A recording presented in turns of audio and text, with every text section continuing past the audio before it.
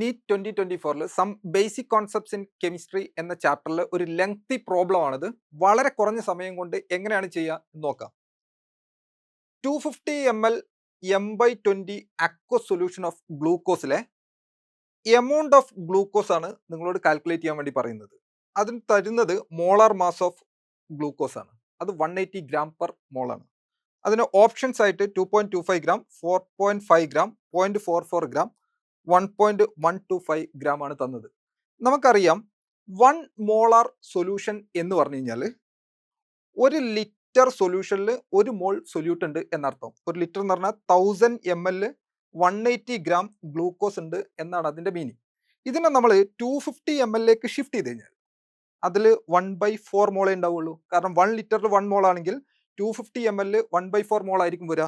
That means 180/4 45 gram. 1 molar സൊല്യൂഷനിൽ 250 ml എടുക്കുകയാണെങ്കിൽ 45 gram. That means അത് M/20 എടുക്കുകയാണെങ്കിൽ 45/20. That means 2.25 gram. Therefore the answer is 2.25 gram.